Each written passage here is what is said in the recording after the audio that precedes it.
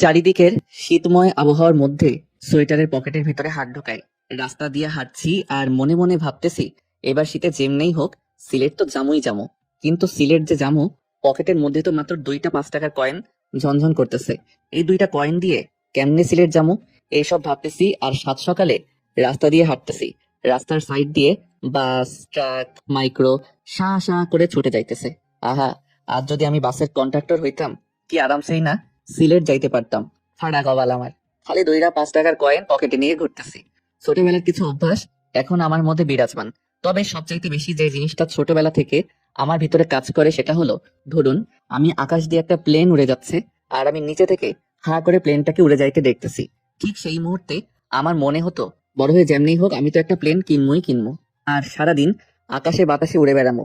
আবার মনে করেন আমার আপেল খাইতে মন চাইছে, কিন্তু কেউ আমারে সেই সময় আপেল কিনে দেয় নাই। ঠিক সেই মুহূর্তে মনে হতো, আমি যখন বড় হমো তখন আপেলের দোকান দিব, আর সারাদিন বসে বসে আপেল খামো। আর যদি আপেলের দোকান দিতে না পারি, তাহলে যে মেয়ের বাপের আপেলের দোকান আছে সেই মেয়েকে বিয়ে করবো। তারপরে সারাদিন খালি আপেল আর আপেল খামো। আবার মনে করেন সাপের ছবি দেখতেছি, হঠাৎ যখন নায়ক সাপ হয়ে যেত, তখন মনে হতো, আহা, আমিও যদি সাপ হইতে পারতাম তাহলে আমারও একটা সুন্দরী নাগিনী থাকতো। আবার যখন কটকটিওয়ালা আসতো, তখন মনে হতো বড় হয়ে কটকটিওয়ালা হমো, আর সারাদিন কটকটি খামো। হাওয়াই মিঠাইওয়ালা আসলে মনে হতো বড় হয়ে হাওয়াই মিঠাইওয়ালা হমো। এক কথায়, আমার যাই ভালো লাগতো আমি সেটাই হইতে চাইতাম। আর এই অভ্যাসটাই এখনো আমার ভিতরে আছে। এত বড় যে হইছি, তাও ওই ছোটবেলার আরমান আর এখনের আরমানের কোনোটার কোনো পরিবর্তন নাই। এখনো যদি দামি কোনো গাড়িতে চড়ে কাউকে যাইতে দেখি, তাইলেই মনে হয় এদের তো খালি এই একটাই গাড়ি আছে, আমি তো একদিন এর থেকে দামি দামি গাড়ি বানানোর একটা কোম্পানি দিব। সেই ছোট থেকে আজ অব্দি হাওয়াই মিঠাইওয়ালা থেকে বড় বড় কোম্পানির মালিক কিছু হওয়াই বাদ রাখি নাই। সবশেষে এখন পকেটে 10 টাকা নিয়ে সিলেট যাওয়ার স্বপ্ন দেখতেছি।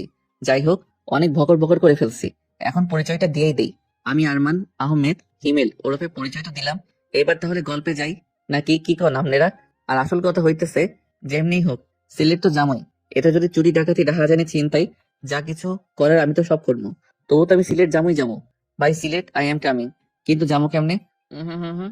জীবনটা যদি সিনেমার মতো হইতো। আহা, বাড়িতে গিয়ে আমার বাপের রুমে ঢুকলাম। এই সাত সকালে কোথায় থেকে উদয় হলি? আসলে আব্বা, কাহিনীটা হইতেছে, সূর্য মামা আজকে একটু বউয়ের সাথে দেখা করতে যাবে। তাই যাওয়ার সময় আমারে কইলো, ভাগিন আরমান, আমি তো আজকে তোমার বাপের ঘরে উদয় হইতে পারবো না, তাই তুমি একটু তোমার বাপের ঘরে গিয়ে উদয় হইও। সেই জন্যই আর কি, সূর্য মামার বদলে আজকে আমি উদয় হইছি। বাপের সাথে মশকরা করস না? ছোটবেলার কেলানির কথা কি ভুলে গেছস? আবার কি অমন শুরু করমু? দেখো আব্বা, আমি কিন্তু এখন বড় হইছি, যোগ বিয়োগ গুণ ভাগ করে কথা কইবা। ওরে বদমাইশ, বড় হয়েই তুই আমার কি ছিড়ছিস, হ্যাঁ? আর তোর সাথে আমার যোগ বিয়োগ করে কথা কইতে হইব, তাই না? হুম। কপালে মনে হয় আজকে তোর মেলা দুঃখ আছে। কি জন্য আসছিস ফটাফট বলে বিদায় হয়ে যা। আমার 3,000 টাকা লাগতো কেন? সিলেট যাবো। ওরে বদমাইশ, তোর সিলেট যাওয়া ছুটাইতেছে, দাঁড়া। ওখান থেকে দৌড়ানি খেয়ে আবার বাহিরে আসলাম। কপালটা আমার এমনই, দৌড়ানি বয় শালা, নিজের মা না থাকলে যা হয় আর কি। জানতাম টাকা দিবে না, আজগুবি টাকাটা চাইতে গেলাম। এখন দুপুরের ভাতটা কপালে জুটবে নাকি আল্লাহ জানে। কি ঘরে পয়দা করছো হে খোদা। মাঝে মধ্যে ভাবি, হিরোইন খোর, গাঁজা খোর, মদ খোর, ইয়াবা খোর, ফেন্সি খোর, বিড়ি খোর, সিগারেট খোর, এই শালারা প্রতিদিন ওইসব খাওয়ার জন্য এত টাকা কই পায়, যেখানে আমি সপ্তাহে 10 টাকাও পাই না। কিন্তু যাই হোক, সিলেট তো আমি যামই। রাস্তার সাইডে 5 টাকার কয়েন দুইটা দুই হাতে নিয়ে বসে আছি, আর ভাবতেছি যেমনি হোক এই 2টা 5 টাকার কয়েন দিয়ে কাজে লাগাই। সিলেট যাওয়ার টাকা বের করতে হবে, কিন্তু কেমনে? আজ যদি এইটা সিনেমা হইতো, তাইলে না হয় 10 টাকা দিয়ে একটা লটারি কাটতো আর বড়লোক হয়ে যাইতো। কিন্তু আমার তো শালা ফাড়া কপাল, লটারি কাটলাম মানে টাকাটা পুরাই চলে। এই কয়েন দুইটা দিয়ে এমন কিছু করতে হবে যাতে হাতে নাতে টাকা পাইতে পারি। আরে মাথায় একটা বুদ্ধি বের কর ভাই। সিলেট তো আমার চুম্বকের মতো টানতেছে। 2 দিন 2 রাত অনেক ভাবার পরে একটা ডিসিশন নিলাম, এই 10 টাকা দিয়ে 2টা ঘুমের ট্যাবলেট কিনবো, আর আমার বাপরে খাওয়াই দিব। এতে আমার বাপ আরামসে ঘুমাবে, আর আমি এদিকে আরামসে টাকা চুরি করে সিলেট চলে যাবো। মনে মনে খারাপ লাগলেও মনকে বোঝাইতেছি যে আমার বাপের যা টাকা আছে আমিও তো কিছু ভাগ পাবো নাকি। আর বাবা এত টাকা পয়সা নিয়ে কি কবরে যাবে? অদ্ভুত। প্ল্যান অনুযায়ী সব কাজ কমপ্লিট। আলমারি চাবি খুলে দেখি, ও হু হু হু, এত টাকা বাপ হইলে কি হইব। তিনি একটা হারকে এত টাকা রাখাও প্রতি সপ্তাহে আমার হাত খরচের জন্য মাত্র 10 টাকা করে দেয়, আর যদি না চাই তাহলে আর দেয় না। কি খারাপ। যাই হোক, আল্লাহ যা করে ভালোর জন্যই করে, তাই তো আজকে সুদ সমেত সব একেবারে পাইতেছি। চোর হলেও আমার একটা ধর্ম আছে। আলমারি থেকে 50,000 টাকা নিয়ে আর বাদ বাকি টাকাগুলো যেমনি ছিল অমনি রেখে আবার আলমারিতে তালা দিলাম, আর চাবিটা আমার বাপের পকেটে ঢুকাই দিয়ে আমি তো পগার পার। ডাক্তারের কথা অনুযায়ী 10 ঘন্টার আগে ঘুম ভাঙবে না। এবার আমার সিগারেট দেওয়া থেকে কে আটকায়? মার্কেট এসে ঝাক্কাস একটা ব্যাগ কিনলাম, তারপরে প্যান্ট শার্ট গেঞ্জি জুতো ঘড়ি পারফিউম সব কিনে ব্যাগের মধ্যে নিলাম। এরপর একটা হোটেলে গিয়ে গোসল টোসল করে আমি তো এবার রেডি। সিলেট তো আমি যাবোই। এই প্রথম এসি বাসের টিকিট কাটতে গেলাম, সিট তো পাইছি, তাও আবার একদম পিছনে, ফাটা কপাল হইলে যা হয়। আচ্ছা, সিট যেখানে হয় হোক, বাস তো এসি। বাসে উঠে সিটে গিয়ে বসলাম। আহা কি নরম সিট, হি হি হি। সিটে বসে মনে হলো পকেট ভর্তি টাকা থাকতে পেটটা খালি রেখে সিলেট যাবো, এটা হয় নাকি? বাস থেকে নেমে যা যা খাইতে ভালো লাগে সব কিনে আবার বাসে উঠলাম, জামু আর খামু। একটু পরেই বাস ছেড়ে দিল। কিছু দূর যাওয়ার পরে মনে মনে ভাবতেছি, পিছনে বসে একদিক দিয়ে মনে হয় ভালোই হয়েছে। একদম পিছনে দেখে এই সিটের টিকিট হয়তো কেউ কাটেই নাই। এখন তো আমি দুইটা সিটে শুয়ে শুয়ে পুরা রাস্তা জামু আর খামু, হি হি হি। দুইটা সিট মিলে শুইলাম, পায়ের উপর পা তুলে রাজাদের মতো আঙ্গুর খাইতেছি। আঙ্গুর খাওয়া শেষ, এবার কমলা খামো। কমলা খাওয়া শেষ করে জুস খাইতেছি। এমন আরামে আর রাজার মতো করে যে সিলেট যাবো কোনোদিন ভাবি নাই। হুম হুম হুম। কয়েক ঘন্টা পরে হঠাৎ বাস রাস্তার মধ্যে থেমে গেল। ওহরে, আমি যাতেই উঠি ওহাতে কি ঝামেলা হয়, ধুর ভাল লাগে না। আচ্ছা যা হয় হোক, আগে আমার পেটটা ভরাইতে হইব। পেটটা যদি নাই ভরাইতে পারি তাহলে পকেট ভর্তি টাকা থাইকা লাভ কি? শুয়ে শুয়ে পায়ের উপরে পা তুলে চুষতেছি, মানে জুসের পাইপ। একটু পরে এই যে হ্যালো, এটা আপনার বেডরুম না যে পায়ের উপর পা দিয়ে জুস খাবেন। মাথাটা ঘুরিয়ে দেখি চশমা পরা একটা মেয়ে। দেখতে আমার মতো এতটা কিউট না, তবে ভালোই। দেখে তো আমার মতো এতটা কিউট না, তাই একটু ভাব নেওয়ার চেষ্টা করছি।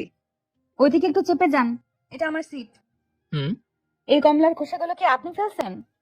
না তো, আমি শুয়ে থাকতে একটা জিন আসছিল, সেই হয়তো ফেলছে। ও আচ্ছা, তাহলে এখন সেই জেনকে আবার ডাকেন আর বলেন যে এই খোসাগুলো যাতে তার দিকে নেয়। জিন তো এখন আসবে না।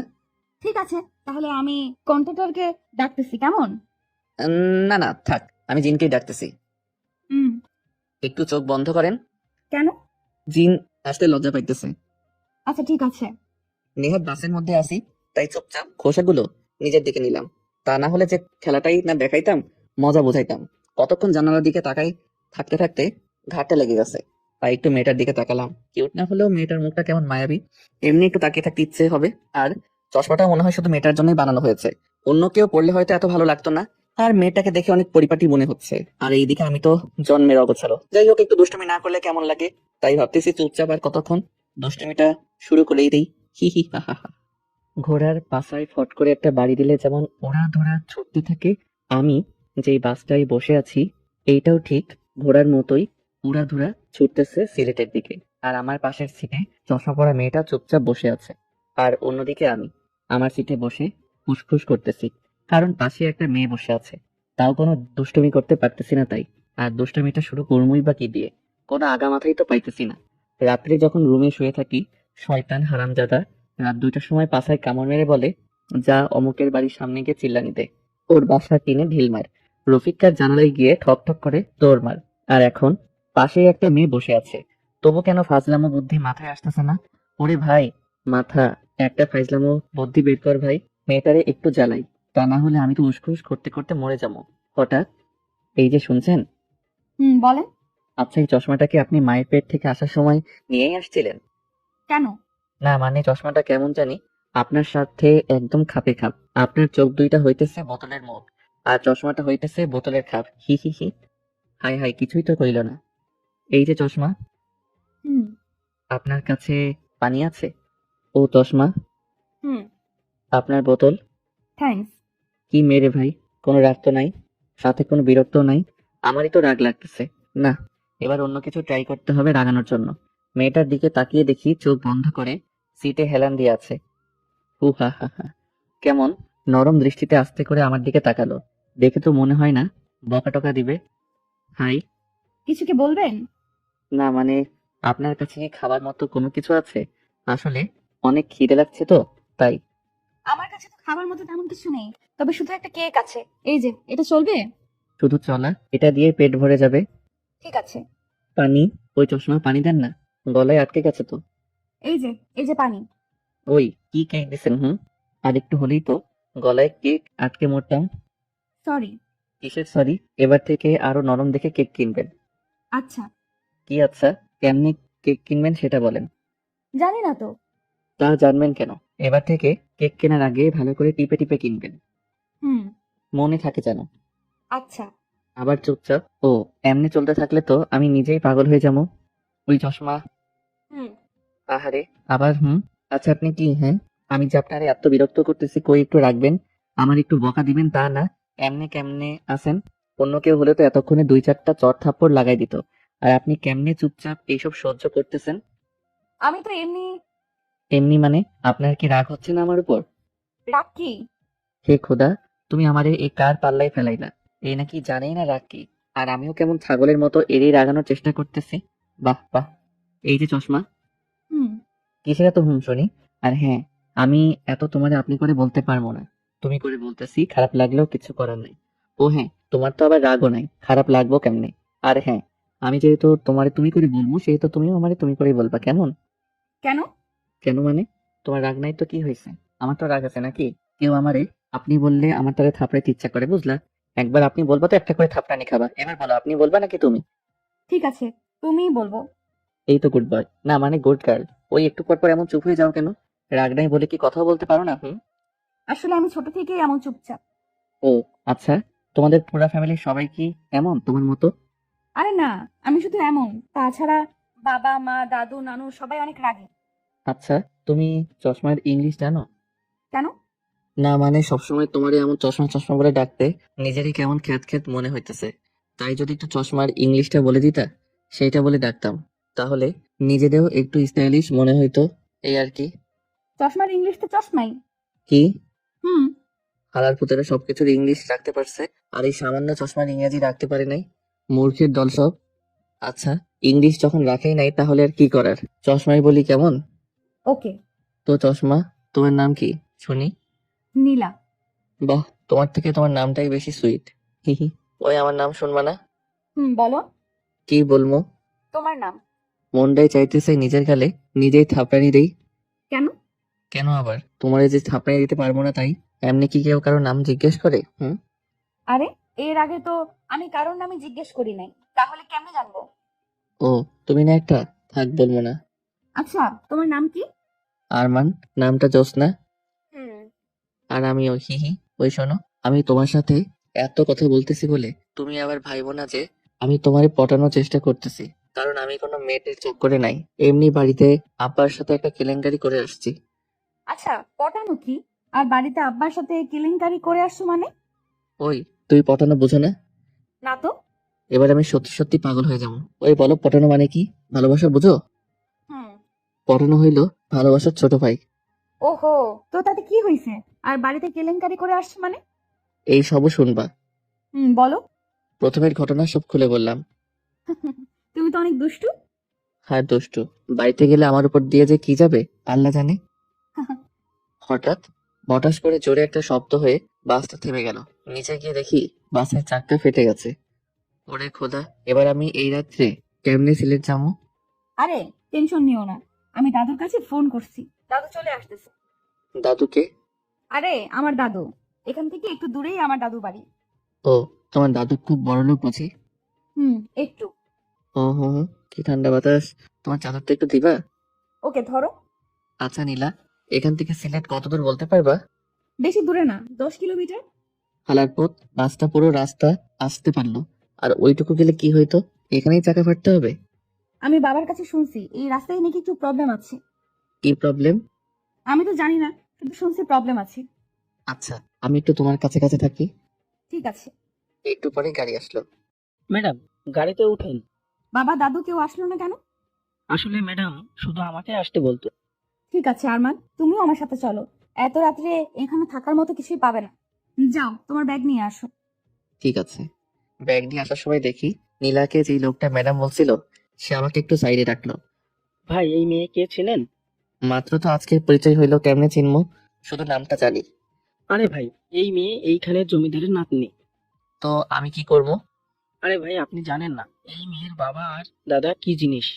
ওরে ভাই, আমি কি মেয়েটির বিয়ে করবো নাকি? তাই তাদের সবকিছু জানা লাগবে?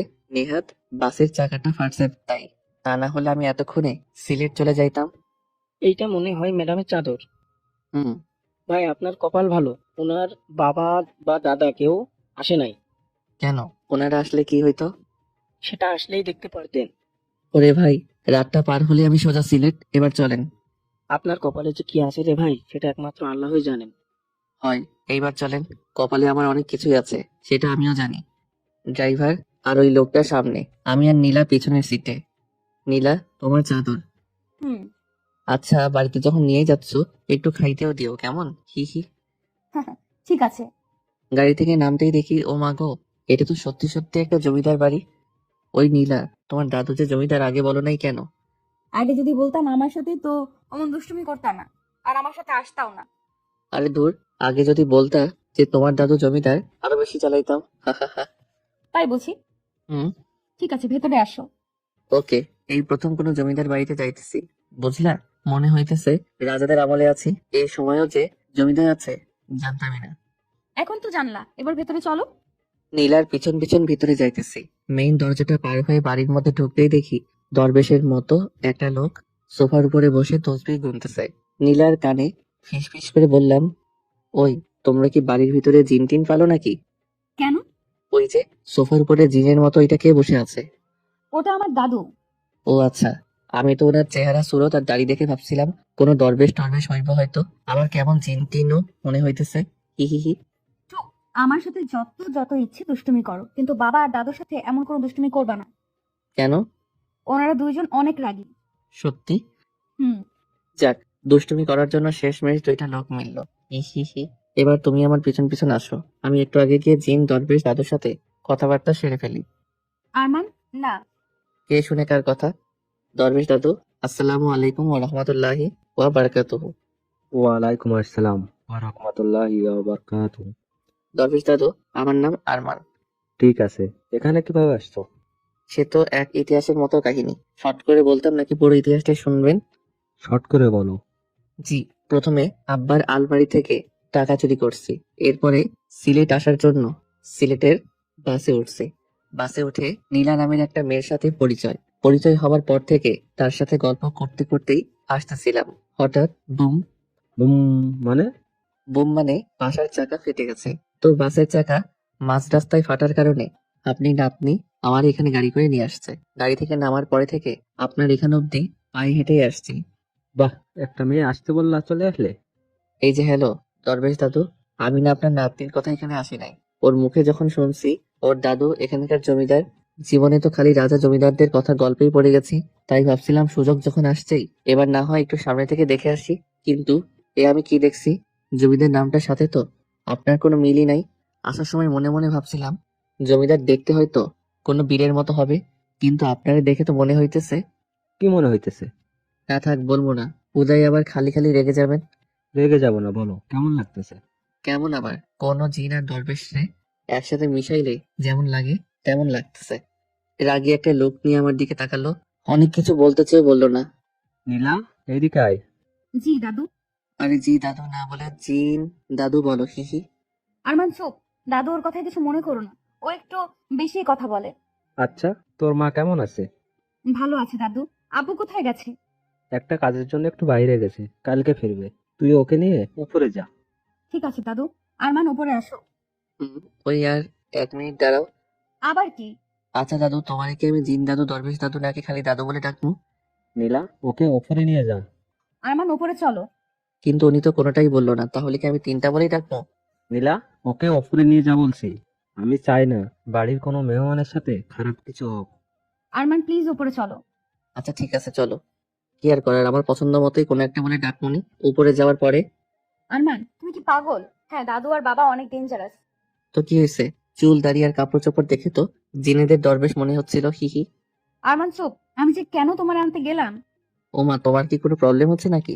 আচ্ছা আমি তাহলে গেলাম, বাই, টাটা। আরে দূর, আমি সেটা বলি নাই। প্রবলেম আমার হবে কেন? প্রবলেম তো হবে তোমার। তুমি যদি এমন করতে থাকো না, সত্যি সত্যি খারাপ কিছু একটাই হয়ে যাবে। কেন? কেন আবার? বাবা আর দাদু অনেক ডেঞ্জারাস তাই। ও, হুম। এবার ওই রুমে গিয়ে ফ্রেশ হয়ে বসে থাকো, আমি খাবার নিয়ে আসতেছি। ঠিক আছে। বাহ, রুমটা তো সেই, মনে হচ্ছে আমার আসার কথা শুনে কেউ আগে থেকেই রুমটা গুছিয়ে রাখছে। আর হাজার হলেও জমিদার বাড়ি বলে কথা, সবকিছু তো সেই হবেই। ফ্রেশ হয়ে খাটের উপরে চিৎপটাং হয়ে শুয়ে ফোন টিপতেছি, এমন সময় দরজায় ঠক ঠক। দরজার কাছে গেলাম। কে? আরমান, আমি নীলা। দাঁড়াও, খুলতেছি। হুম। এই যে ধরো তোমার খাবার। হুম, দাও, অনেক খিদে লাগছে। আচ্ছা তুমি খেয়ে নিও, আমি গেলাম। ঠিক আছে। খাবারগুলো দেখে তো সেই লাগতেছে, কিন্তু সেই লেগে তো কোনো লাভ নাই, যতক্ষণে না পেটের ভিতরে ঢুকতেছে। আহা, খাইতে যা লাগলো না, পুরাই জমিদারি খাবার। আজকের মতো খাওয়া দাওয়া সব শেষ, এবার একটু ঘুমাই নেই। রাতটা কাটলেই কালকে সকালে উঠেই সিলেটের দিকে দৌড় দিব। 20 মিনিট যাবৎ শুয়ে আছি কিন্তু ঘুম আসার কোনো নামই নাই। আর এইদিকে হারামজাদা শয়তান মনের ভিতরে ঢুকে খালি খালি ভয়ঙ্কর চিন্তা ভাবনা নিয়ে আসতেছে। কেমনটা লাগে তাই? একটু যে ঘুমাবো, ভয়ের চিন্তা ভাবনা মনের ভিতরে ঢুকে ঘুমটাও আর আসতেছে না। খালি মনে হইতেছে আরমান এমন পুরাতন জমিদার বাড়িতেই তো ভূত থাকে। আর এখন যদি এই রুমের মধ্যে কিছু ঘটে আমি তো ডিরেক্ট মরে যাবো। আমার স্বপ্নের সিলেট যাওয়া তাইলে হইছে, এত ভয়ে ভয়ে আর চিন্তার মধ্যে থাকলে আমি এমনি ঠাস করে মরে যাবো। তার থেকে বরং নীলার রুমে যাই। গল্প করতে করতেই রাত শেষ হয়ে যাবে। ঠক ঠক ঠক। কি? ওই দরজা খোলো। আমি আরমান। কি হলো আবার? ভিতরে চলো আগে। আচ্ছা, কি হয়েছে বলো। আমি তোমার রুমে তোমার সাথে থাকবো। কি? কেন? এমন কি করার কিছুই নাই। আমি তোমার টাচও করবো না, কারণ আমারও এখনো বিয়ে হয় নাই। আর আমার দেখে কি খারাপ মনে হয় বলো? ও, আমি কি সেটা একবারও বলেছি নাকি? তাহলে তোমার সাথেই থাকি। কিন্তু কেন? ওই রুমে আমার একলা থাকতে ভয় লাগতেছে তাই। ওই চুপ করে আছো কেন? কিছু তো বলো। আচ্ছা, আমার সাথেই থাকো। হি হি। ওকে। রুমের এদিক ওদিক একটু ভালো করে তাকাইতেই তো আমি হ্যাঁ ওই আরমান, হা করে আছো কেন? না মানে দেখছি। কি দেখছো? তোমার রুম। কেন? এমনি। আর একেই বলে জমিদারের মেয়ে রুম। দূর। নীলা, তোমার কোনো তুলনা নাই। কেন? তুমি যে এত বড় ঘরের একটা মেয়ে, তোমার দেখে বোঝাই যায় না। আর তোমার মনটাও চলে। চলে মানে? চলে মানে ভালোই। হি হি। আচ্ছা, তোমাদের এত গাড়ি থাকতে তুমি বাসে করে আসলে কেন? আর তোমার মা কোথায়? আম্মু এই সব কিছু থেকে আলাদা থাকে। কেন? কারণ এইসব জমিদারি, ধন সম্পদ কোনো কিছুই আম্মুর ভালো লাগে না। আম্মু চাই সুন্দর একটা পরিবার নিয়ে সাধারণভাবে থাকতে, যেখানে সবাই সবাইকে সময় দিবে, ভালোবাসবে। কিন্তু বাবা, আম্মুর ঠিক উল্টো, সবসময় ব্যস্ত। আমাদের জন্য কোনো সময় নেই তার। এই জন্য আম্মু আমাকে নিয়ে দূরে চলে যায়, যাতে আমি বাবার মতো না হই। ও, তবে একটা জিনিস ভাবছো? কি? তোমার বাবা আর মা কিন্তু দুজন দুজনকে সেই ভালোবাসে। এর জন্য কেউ এখনো কোনো বিয়ে করে নাই। আর যত সব আমার বাপ মা। কেন? তোমার বাবা মার আবার কি হয়েছে? তেমন কিছু না, 2টা থেকে 4টা হয়েছে, এই আর কি। মানে? আরে বাপুরে, এইটাও বোঝো না? দুইজন দুই দিকে গিয়ে আবার বিয়ে করছে। আর মাঝখানে আমারে দিয়া 5জন। তোমার কি খুব খারাপ লাগে তাই না? দূর, খারাপ লাগবে কেন? আমার তো আরো গর্ব হয়। কোন হালায় এমন আছে যে আমার মতো বাপ মা দুইজনেরই বিয়ে খাইছি? তুমি না অদ্ভুত। জানি। আমি নিচে ঘুমাবো। হুম, সারা জীবন তো উপরেই ঘুমাইছো। আজকে একটু নিচে ঘুমাও কেমন? বাপ দাদা জমিদার হইলেও মাঝে মধ্যে একটু নিচে ঘুমানো লাগে, তা না হলে পাপ হয়। এখন এই নাও কম্বল, চাদর আর বালিশ, যাও এখন ঘুমাও। টা টা টা।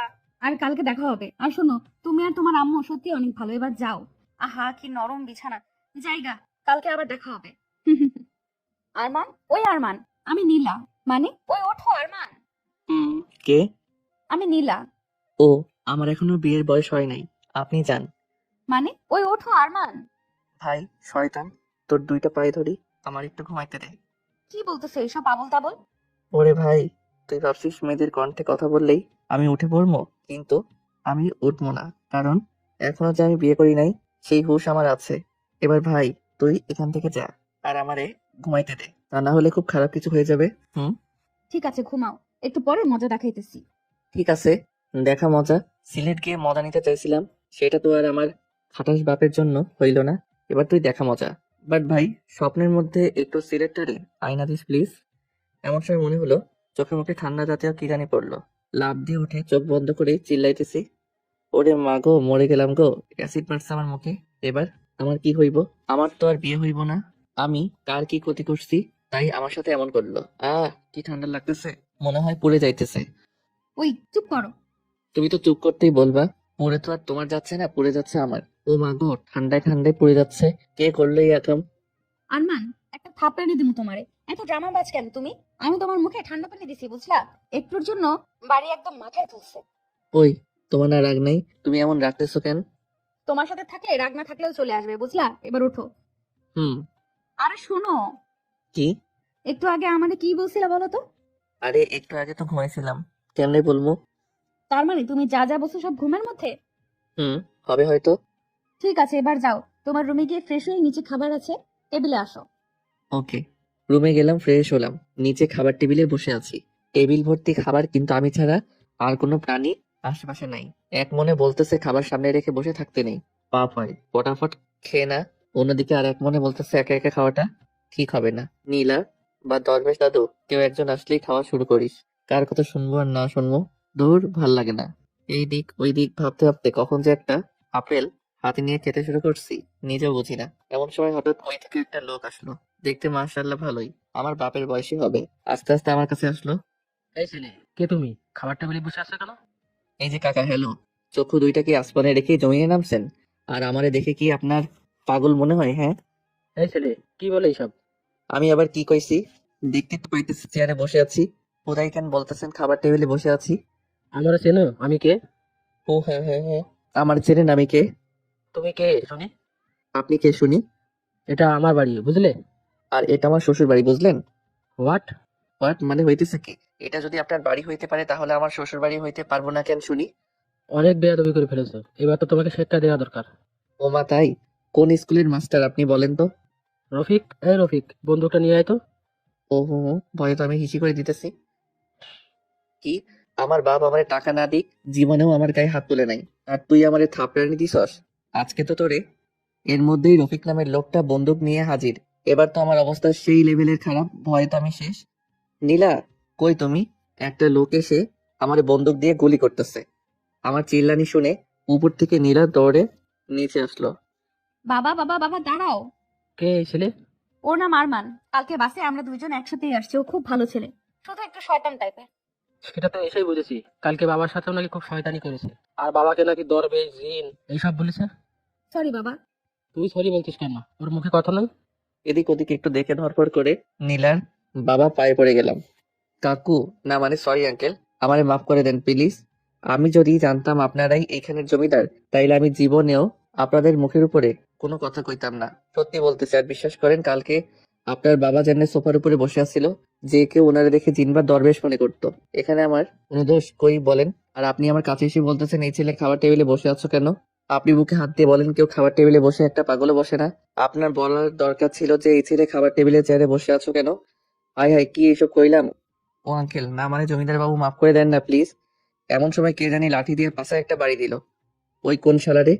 আবার আর একটা বাড়ি। শালারে, তোরে তো আজকে মাথাটা তুলতেই দেখি দরবেশ দাদু খাইস আমারে। যদিও একটু মাফ করতো, এবার তো আর সেটাও করবে না। নীলার বাবার পা ছেড়ে এবার দরবেশ দাদুর পা ধরলাম। দরবেশ দাদু গো, না মানে জমিদার দাদু গো, আমি না আপনারে একটু দেখি নাই, মাফ করে দেন না। আমার যদি পাশায় চোখ থাকতো তাহলে বিশ্বাস করেন আমি জীবনেও আপনারে শালা কইতাম না। মাফ করে দেন দাদু, অনেক কষ্টে আব্বা টাকা চুরি করে সিলেট যাইতেছি, এখন যদি মাইরা ফেলেন আমি তো মরেও শান্তি পাবো না। মাফ করে দেন না। ঠিক আছে, মাফ করছি। যাক বাঁচলাম। উঠি তোর। এই ছেলে, কই যাও? আঙ্কেল, আমি আর এখানে এক মিনিটও নাই, অনেক কষ্টের মাপ সাপ নিছি, এবার আমি সোজা সিলেট। ঠিক আছে, কিন্তু খেয়ে তো যাও। না আঙ্কেল, আমার আর ফাঁসাইয়ের না, খাবার বসে আমার মুখে ফসকে কার কি বলবো আল্লাহ জানে। তার চাইতে বরং আমি চাই। আর এক পা এগোলে গুলি করে দেবে কিন্তু। আচ্ছা বলেন কি করবো? খেতে আসো। খাইতে তো যাবো, কিন্তু পেটের ভিতরে আবার না বন্ধুকের গুলি ঢুকবো। কি বললে? না না আঙ্কেল, কিছু না। ঠিক আছে, আসো। ও আর মান, দাঁড়াই আছো কেন? বসো। হুম। চুপচাপ বসে আছো কেন? খাও।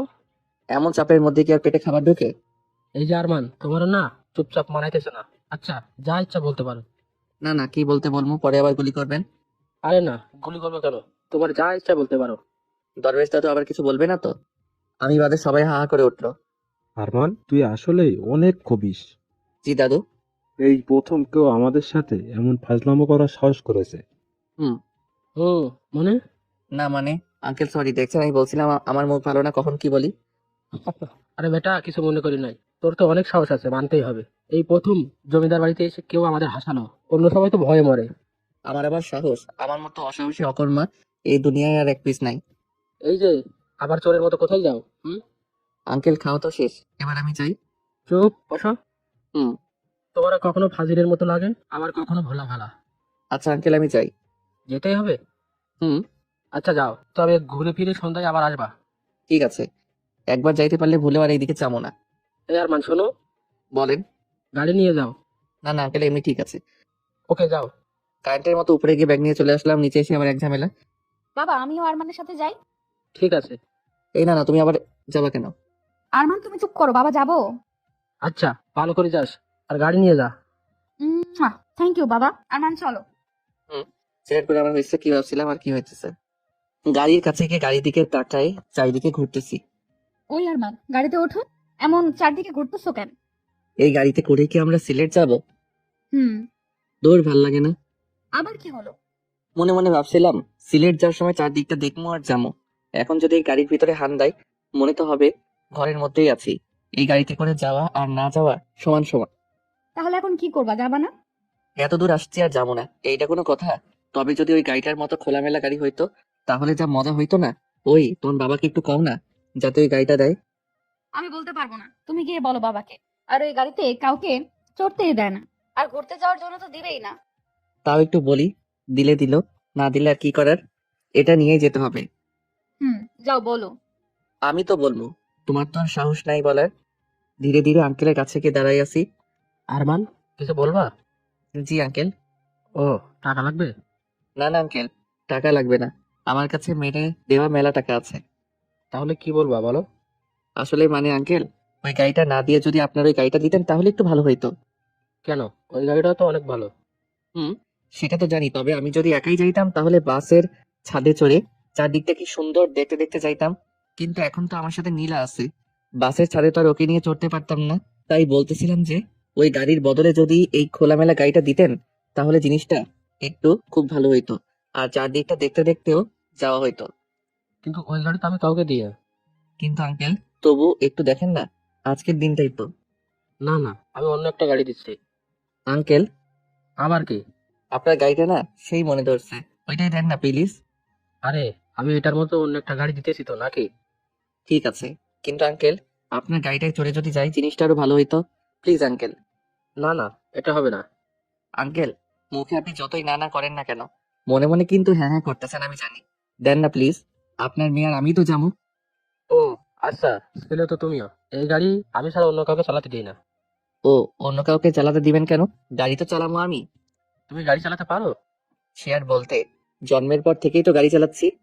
ঠিক আছে, তোমার ড্রাইভিং লাইসেন্স আছে? না মানে খালি ওইটাই নাই, তবে আমি সেই গাড়ি চালাতে পারি সত্যি। পুলিশ ধরলে কি বলবা? আপনার নাম বলবো, আর এই জন্যই তো আপনার গাড়িটা নিয়ে যাইতেছি, যাতে সবাই চিনতে পারে। আর দেন না গাড়িটা। ঠিক আছে, না দেওয়া অবধি তো আবার গানা গানা বন্ধ করবে না, তবে খুব সাবধানে যাবা। আচ্ছা, আর আঙ্কেল আরেকটা কথা। আবার কি কথা? হি হি, ওই নীলা গাড়ি পেয়ে গেছি, ফটাফট এটাতে চলে আসো। নীলার দিকে তাকিয়ে দেখি কেমন অবাক হয়ে আমার দিকে তাকায় আছে। ওই আমার এমন হাঁ করে না দেখে গাড়িতে ওঠো। হুম। আরমান, ভালো করে দিও। ঠিক আছে আঙ্কেল। আর হ্যাঁ, নীলাকে যেন ড্রাইভ করতে দিও না। ও চালাতে পারে, কিন্তু বেশি ভালো না। আচ্ছা, আর আঙ্কেল আমিও নীলার মতোই চালাই, হি হি হি বলে ওখান থেকে পকেট পার। আহা, কেমন একটু শান্তি শান্তি লাগতেছে। আরমান, হুম। তুমি বাবার কাছ থেকে কেমনে গাড়িটা নিলে? কেমনে আবার? তোমার বাবার কাছে গেলাম, গিয়ে বললাম আঙ্কেল আপনার গাড়িটাই লাগবে। প্রথমে না না করলো, তবে আমি তো না নিয়ে আসার পাত্র না, একটু ঘ্যানর ঘ্যানর করলাম। এত ঘ্যানর ঘ্যানর করে দেখে বলো ঠিক আছে যাও নিয়ে যাও। কিন্তু বাবা তো এই গাড়িটা কাউকে দেয় না। কাউকেই দেয় না বলে কি আমারও দিব না উদ্ভুত? আর দেখতে হবে না কে চাইছে, না দিয়ে যাবো কই? দরকার হলে মারামারি করে নিয়ে আসতাম। হয়েছে, আর এত চাপাবাজি করতে হবে না। আচ্ছা, তোমার বাবা এই গাড়িটাই কাউকে চড়তে দেয় না কেন? আসলে বাবা আর মা দুইজন দুইজনকে ভালোবেসেই বিয়ে করেছিল। বাবা মাকে নিয়ে ঘোরার জন্য এই গাড়িটা কিনেছিল, কিন্তু মা যখন আমাকে নিয়ে নানুর বাসায় চলে যায়, তারপর থেকে নাকি বাবা এই গাড়িটা কাউকে ছুতেও দেয় না। আমি কিছুদিন পর বাবার কাছে আসি, কিন্তু কখনো এই গাড়িতে কাউকে হাত দিতে দেখিনি। আচ্ছা, তোমার মা বাবার মধ্যে কি ডিভোর্স হয়েছে? আরে ধুর, ডিভোর্স হবে কেন? শুধু একজন আর একজন থেকে দূরে থাকে, এই আর কি। দুজনেরই সমান সমান রাগ। তবে আমার মনে কি, তোমার বাবা তোমার মাকে সেই ভালোবাসে আর এখনো অনেক মিস করে, তাই তো গাড়িটাকে স্মৃতি হিসেবে রেখে দিছে। হুম। গতকালকে রাতে তোমার বাবা কই গেছিল সেটা আমি একটু একটু বুঝতে পারতেছি। কেমনে? আচ্ছা, তোমাদের এইদিকে কোনো নদী আছে? হুম। তোমার বাবার শার্টে নদীর বালু লাগা দেখেই বুঝছিলাম তোমার বাবা তো তোমার মার জন্য একদম মজনু। দূর, কি বলো এসব? ধুর না, যা বলতেছি এটাই ঠিক, বুঝলা? তোমার বাবাকে এমন দেখে মেলা কষ্ট লাগতেছে, মনে হয় বেচারা তার নিজের ভুল বুঝতে পারছে, কিন্তু কাউকে কিছু বলতে পারতেছে না, লজ্জায়। আজগুবি। আজগুবি নয়, আজগুবি নয়, সত্যিকারের কথা। তবে আমি যখন আসছি, তোমার বাবাকে আর কসিমউদ্দিনের মতো থাকতে দিব না। তুমি আবার কি করবা শুনি? তেমন কিছুই না, তোমার বাবা আর মার মধ্যে ঢুকে শুধু তাদের সমান সমান রাগটা ভাঙাই, আবার এক করে দিব। কিন্তু কেমনে শুনি? জানি না।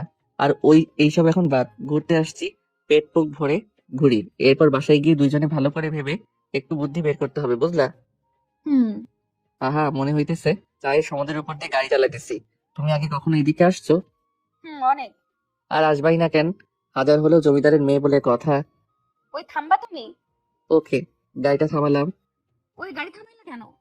তুমি না মাত্র থামতে বললা। ও, গাড়ি থামাতে বলি নাই, তোমার বকবক থামাতে বলছি। ও আচ্ছা, গাড়ি যখন থামাইছি তাহলে আরেকটা কাজ সেরেই আসি। আবার কি কাজ করবা? সেটা তো বলা যাবে না, তুমি 2 মিনিট গাড়িতে বসো, আমি যামু আর আসমু। না আমিও যাব। আরে না, তুমি বসো, আমি আসতেছি। না আমিও যাব। ওরে বাপুরে, আমি যামু হিসু করতে, তুমি গিয়ে কি আমার হিহি করা দেখবা? হুম। ধুর। আচ্ছা ঠিক।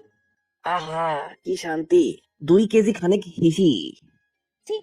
এসব কেউ বলে? তোমার মুখে কি কোনো কিছুই আটকায় না? হুম। আটকাই না দেখেই তো বলছি নাকি। হয়েছে, এবার গাড়িতে উঠুই। আচ্ছা কোথায় যাবা এখন? হুম, জানি না, তবে গুগল ম্যাপে দেখতেছি কাছে করলে কোনো দর্শনীয় স্থান আছে নাকি। ঠিক আছে। পাইছি একটা, কি পাইছো? জিতু মিয়ার বাড়ি। কই? আর 10 কিলোমিটার দূরে। ও। আজকে ওখানেই যাই, চলো। ওকে। ওই তো, জিতু মিয়ার বাড়ির কাছে চলে আসছি, এবার নামো। এখানেই নামবো? ও হ্যাঁ, তুমি তো আবার জমিদারের নাতনি, এখানে নামবা কেন? চলো, গাড়ি সহ বাড়ির ভিতরে নিয়ে যাই। আরমান, এখন কিন্তু আমার খুব রাগ হচ্ছে। যখন তখন জমিদারের নাতনি জমিদারের নাতনি বলবা না, বলে দিলাম। ও মা, কেন? যা সত্যি তাই তো বলছি নাকি। হোক সত্যি, তুমি ওইসব জমিদারের নাতনি বলবা না, ব্যাস। আচ্ছা, বলবো না, এবার তো নামো। মনে থাকে জানো। গাড়ি থেকে নামতেই 2টা লোক ছুটে আমাদের কাছে আসলো। ম্যাডাম, আসতে আপনার কোনো অসুবিধা হয়নি তো? না, কিন্তু কে আপনি? আমার নাম সজীব, আপনার বাবা আমাকে ফোন করেছিল। আচ্ছা ভাই, ওর বাবা কি করে জানলো যে আমরা এখানেই আসবো? আসলে ভাই, জমিদার সাহেব শুধু আমাকে না, এখানকার যত জায়গা আছে আর যারা যারা সেই সব জায়গাগুলো দেখাশোনা করে সবাইকে ফোন করে বলে দিয়েছে যে ওনার মেয়ে ওনার গাড়ি নিয়ে ঘুরতে বেরিয়েছে, আর ওনার মেয়ের যাতে কোনো অসুবিধা না হয় সেটা দেখতে বলেছে। বাহ, একেই বলে জমিদারের মেয়ে। আরমান। তো ভাই, ভিতরে ঢুকতে কি কোনো টাকা পয়সা লাগে? কি যে বলেন না, আপনাদের যেখানে খুশি যান। ম্যাডাম আসবে শুনে আমি বাইরের বেশি লোক ভেতরে ঢুকতে দিই নাই। যাক, এ একটা কাজের মতো কাজ করছেন। তাহলে ভাই, আপনি থাকেন, আমরা একটু ঘুরে আসি। আচ্ছা। নীলা, কি? তোমার নিয়ে এসে একদিক দিয়ে ভালোই হয়েছে। তাই তো নিয়ে আসতে চাইলা না। নিয়ে তো আসছি নাকি, এবার চলো ঘুরি। ও মা গো, ওরে জিতু মিয়া কি বাড়িটাই না বানাইছস ভাই, একদম পাপ্পি পাওয়ার মতো বাড়ি করছস। বাড়িটা চারিদিকে ঘুরতে ঘুরতে খিদে লেগে গেছে। ওই নীলা, তোমার খিদে লাগে নাই? চলো খাই। একটা খাবার দোকানে যেতেই, ম্যাডাম ম্যাডাম, আসেন আসেন। ওই চান্দু, সবাইকে বাইরে বের কর, জমিদার বাবুর নাতনি আসছে। ম্যাডাম আসেন, ভিতরে আসেন। চলেন ম্যাডাম, ভিতরে চলেন। আরমান, মায়ের খাবা? আমি বলি নাই, ওরাই বলছে। ভেতরে চলো। ম্যাডাম কি খাবেন? ওই ফাজিলটাকে বলেন ও কি খাবে। স্যার কি খাবেন? ওরে ভাই, আমার ওইসব সারটার কইতে হইব না, আমিও ভাই তোমাগো মতে গরিব মানুষ, আমারে ভাই করে বইল। আচ্ছা ভাই, কি খাবেন? একদম কম তেলে রান্না করা কিছু যদি থাকে ওইসব নিয়ে আসো। আচ্ছা, একটু অপেক্ষা করতে হবে। ঠিক আছে। কিছুক্ষণ পরে খাবার আসলো, খেয়ে দে। এই যে ভাই, রান্নাটা কে করছে? করিম চাচা। ওনাকে একটু ডাকা যাবে? জি ভাই। ওরে চাচা, এটা কি খাওয়াইলেন কোন দেখি, এত টেস্ট আগে কোনোদিন কোনো খাবারে পাই নাই। কি যে কর না, আসলে জমিদার বাবুর নাতনি আমাদের এখানে আসবে, আমরা স্বপ্নেও ভাবিনি। ওনার জন্য হয়তো একটু স্পেশাল হয়েছে। আমি কই আপনার কথা আর আপনি কোন হের কথা। যাই হোক, এই যে এই টাকাটা ধরেন। আরে কি করছেন, আপনাদের কাছ থেকে আমরা টাকা নিতে পারবো না। কেন? কারণ জমিদার বাবুর কাছে আমরা এমনিতে অনেক ঋণী, টাকা দিয়ে আর আমাদের লজ্জা দিবেন না। আচ্ছা ঠিক আছে, তাহলে চাচা ভালো থাকেন। আবার আসবেন। আল্লাহ যদি বাঁচাই রেখে তাহলে তো আসমই। আর ম্যাডাম, আপনার দাদুকে আমাদের সালাম দিয়েন। জি চাচা। তাহলে ম্যাডাম চলেন যাওয়া যাক। আরমান আবার? কি বিকেল হয়ে আসছে, চলো বাসার দিকে যাওয়া দরকার। হুম। গাড়ি চলছে। নীলা, আমার না খুব খারাপ লাগতেছে। কেন? তোমার বাবা আর দাদুকে সবাই কত সম্মান করে, আর আমি তাদের সাথে কি একটা ব্যবহার করে ফেলছি। তবু তোমার উপরে দুইজনই অনেক খুশি। দেখতে হবে না, হাজার হলেও আরমান বলে কথা। হয়েছে, এবার গাড়িটা আমাকে দাও, আমি ড্রাইভ করব। না না, তোমার বাবা তোমাকে ড্রাইভ করতে দিতে মানা করছে। ওই আমাকে ড্রাইভ করতে দিবা নাকি কুতু কুতু দিব? ঠিক আছে, আসো। এই তো গুড বয়। আল্লাহ জানে কপালে আজ কি লেখা আছে। ওই আস্তে চালাও, মেরে ফেলবে নাকি? আমি এখনো বিয়ে করিনি, আর আজ পর্যন্ত একটা প্রেমও করি নাই। আমি কিন্তু সত্যি সত্যি কোনো প্রেম করি নাই। আস্তে চালাও। চুপ করে বসে থাকো, কপালে থাকলে আজকেই মরবা। সারাক্ষণ দুষ্টুমি করতে করতে কখনো নীলার দিকে সেভাবে তাকানোই হয়নি, কিন্তু এখন খেয়াল করে দেখলাম, একটা মেয়েকে হাসতে দেখলে যে এতটাই সুন্দর লাগে, সেটাই প্রথম নীলাকে দেখে অনুভব করলাম। হঠাৎই আনমনা হয়ে গেলাম, আর নীলার দিকে তাকিয়ে আছি। ঠিক তখনই নীলাও আমার চোখে চোখে তাকাতে ঘোর কাটলো আমার। এভাবে এই প্রথমেই নীলার দিকে এভাবে তাকিয়েছিলাম, নিজের আনমনেই। শালার তাও ধরা খেয়ে গেলাম। আসলে আমার দ্বারা ফাজলামই সম্ভব হবে শুধু। তারপর নীলা আমার দিকে তাকিয়ে অট্টহাসি দিয়ে হঠাৎই গাড়ির গতি বাড়িয়ে দিয়েছে। এই রে, আজকে তো আমি শেষ। বলতেই, হে মালিক, হে পরওয়ারদিগার, হে খোদা, তুমি একমাত্র পারো আমারে এখান থেকে বাঁচাইতে। আর যদি তুমি আমারে এখান থেকে না বাঁচাও তাহলে তো আজকে আমি শেষ। এত দিনের আমার বিয়ে করার স্বপ্ন সব এক নিমিষেই নিঃস্ব ভস্ম হয়ে যাবে। আমারে বাঁচাও খোদা। আর যদি কপালে বাঁচার কোনো লক্ষণ না থাকে তাইলে তুমি আমারে মাফ করে দিও, কারণ এই ছোট্ট জীবনে মেলা পাপ করছি, অনেক লোকরে জ্বালাইছি। মাফ করে দিও হে খোদা। আমিন। এখন বাঁচা মরা সব তোমার হাতে। বাহ, মুহূর্তের মধ্যেই তো ভালো একটা মনোজাত করে ফেললা। হুম। মা নীলা, তোমার দুইখান পায়ে ধরতেছি, প্লিজ একটু আস্তে চালাও। চুপ, পা ছাড়ো, তা না হলে কিন্তু স্পিড আরো বাড়িয়ে দিব। আরো, এবার তো তাইলে শিওর মর্ম। তবে একটা জিনিস ভেবে খুব ভালো লাগতেছে। কি জিনিস? ভালো মানুষ বেশি দিন পৃথিবীতে বাঁচে না। তোমার তাই? হুম। ওই সামনে তাকাও। লাগলো লাগলো। এবার তো গেছি। লা ইলাহা ইল্লাল্লাহ মুহাম্মাদুর রাসূলুল্লাহ। হয়েছে, এবার চোখ খুলো। কোথাও লাগে নাই? হে আল্লাহ, তুমি আমার এই কিসের মধ্যে ফেলাই দিলা? না বাইতে আছে আর না মইরা গেছি, কিছুই তো বুঝতেছি না। ওরে ভাই, এমনি না হাইসে একটু সামনে তাকাও। ওই আরমান, আমারে না ডাইকা সামনে তাকাও।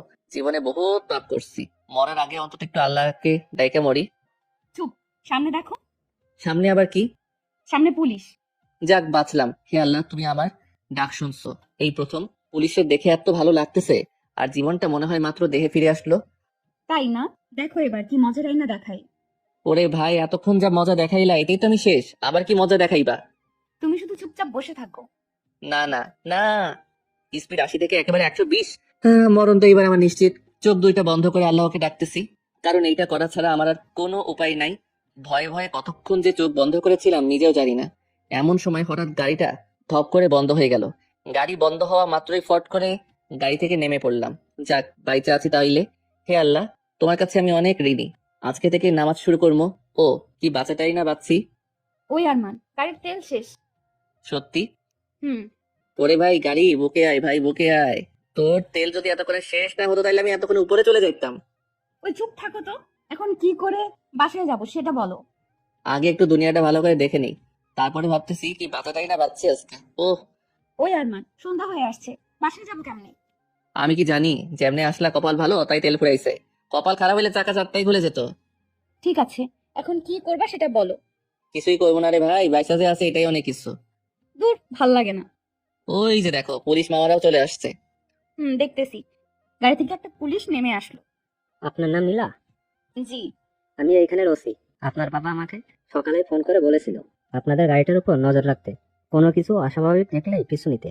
সকালে তো সবকিছু ঠিকঠাক ছিল, কিন্তু এখন এত স্পিডে কে গাড়ি চালাচ্ছিল? এই যে ও। ওরে খোদা, কি মিথ্যাবাদী! বিশ্বাস করেন পুলিশ ভাই, আমি আমার এতদিনের লাইফেও কোনোদিন এত জোরে গাড়ি চালাই নাই। চুপ, একটাও মিথ্যা কথা না। তোমাকে দেখেই তো কেমন বাটপার বাটপার মনে হচ্ছে। আরে, আপনার কে হয়? ফ্রেন্ড। আপনার ফ্রেন্ড বলে কিছু বললাম না। যদি আপনার কিছু হয়ে যেত তাহলে কি হতো? ওরে ভাই, ওরা আর কি হবে, যা হওয়ার তো আমার হইতো। চুপ থাকতে বলছি না তোমাদের? হুম। গাড়ির কি হয়েছে? তেল শেষ। আচ্ছা, তোমরা আমার গাড়ি করে যাও, আমি গাড়িটা জমিদার বাড়িতে পাঠানোর ব্যবস্থা করছি। ঠিক আছে। ওই ফট করে যে ঠিক আছে বললা, তোমার বাবা যদি দেখে গাড়িটাতে অন্য কেউ চলে জমিদার বাড়িতে ঢুকতেছে, তখন আমার কি হইব ভাবছো একবার? তোমাদের এত কিছু ভাবতে হবে না। আমি জানি ইরফান সাহেব তার গাড়িতে কাউকে চড়তে দেয় না। আমি সেই ব্যবস্থাই করে পাঠাবো। এবার তোমরা আমার গাড়িতে চড়ে যাও। আচ্ছা ঠিক আছে। ওনাদের গাড়িতে চড়ে জমিদার বাড়িতে এসে নামলাম। ওই আরমান, এনে তাকিয়েছো কেন? তোমারে প্রথমে দেখে যা ভাবছিলাম, তুমি মোটেও তেমন না। আমি যদি খালি ফাজিল হই, তুমি হইতেছো ফাজিলের গাছ। এত জোরে নিজেই গাড়ি চালাইলা, আবার সুন্দর করে আমারই ফাঁসে দিলা। বাহ বাহ। এবার ভেতরে চলো। ভিতরে এসে দেখি আঙ্কেল কেমন গম্ভীর ভাবে সোফায় বসে আছে। চুপচাপ আমি আর নীলা তার সামনে দাঁড়ায় আছি। আঙ্কেল বিশ্বাস করেন, আসার সময় গাড়ি আমি চালাই নাই। আরমান, আমি সেটা জানি। সরি আঙ্কেল, আমার জন্যই আজকে গাড়িটাতে হয়তো অন্য কেউ চড়ে আসবে। আরমান, গাড়িতে অন্য কেউ চড়ে আসাটা বড় কথা না। আজকে যদি তোমাদের কিছু একটা হয়ে যেত তখন আমি কি করতাম? আমার কিছু হইলে তো কোনো চিন্তাই নাই। আমার বাপ আমার জ্বালা যন্ত্রণা থেকে বাইচা যাইতো। আরমান, আমি ফাজলামি করছি না। আমিও ফাইজলামি করছি না আঙ্কেল। নীলা, এদিকে আয়। জি বাবা। আজকে যদি তোর কিছু একটা হইতো তাহলে আমি তোর মাকে কি বলতাম বল? এমনি তার আমার উপর এতটা রাগ যে আজও সে এই বাড়িতে আসে না। এখন যদি আজকে তোর কিছু হইতো তখন আমি কি করতাম? কেমন বোঝাতাম তোর মাকে? সে তো সব দোষ আমাকেই দিত। ঠিক বলছেন আঙ্কেল, আমি আপনার কষ্টটা বুঝতেছি। তখন তো আর আমিও থাকতাম না যে আপনাকে নির্দোষ সাবিত করতাম। Arman, sorry uncle. এবার উপরে যা, আজকের পর আর কোনোদিন গাড়ি পাবি না। সরি বাবা। আর সরি বলে কি হবে, যা টেনশন দেওয়ার তো দিছো। আরমান, তুমি উপরে যাও। সি আঙ্কেল, রুমে গিয়ে ফ্রেশ হয়ে বসে আছি, এমন সময় নীলার আগমন। আরমান, ভেতরে আসবো? লজ্জা দিতেছো তাই না? পুরো জমিদার মহল তো তোমাদের, এখানে আবার অনুমতি নেওয়ার কি আছে? এমন করে বলার জন্য কখন জানি দেখবা তোমার মাথায় ইট দিয়ে ফাটাই দিছি। কার মতো যে হইছো আল্লাহ জানে। প্রথমে দেখে নম্রভদ্র মনে করছিলাম, কিন্তু না, এখন তো দেখতেছি সব উল্টা। তোমার আজাইরা কথা শেষ হইছে? হুম। এবার বলো বাবা আর মাকে কেমনে এক করবা? যাক, তার একটা ভালো কথা মনে করাই দিছো। তো বলো কেমনে এক করবো? ওই, আমি কি সবাই এক করার বিজনেস করি? হ্যাঁ, যে এক করার কথা বলে এক করে দিমু। তো এখন কি করবা? এখন আর কি করবো, তুমি তোমার রুমে যাও, আমি একটু ভাবি যে কেমনে এক করবো। বাবা শেষ হলেই তোমারে বলতেছি। আচ্ছা, আমি রুমে গেলাম, তোমার ভাবা শেষ হলেই আমারে বলবা, কেমন? ঠিক আছে, বলবো নি, এবার যাও। হুম। 1 ঘন্টা যাবত ভাবতেছি কেমনে কি করবো, কিন্তু কোনো কিছুই তো মাথায় আসতেছে না, কি যে করি।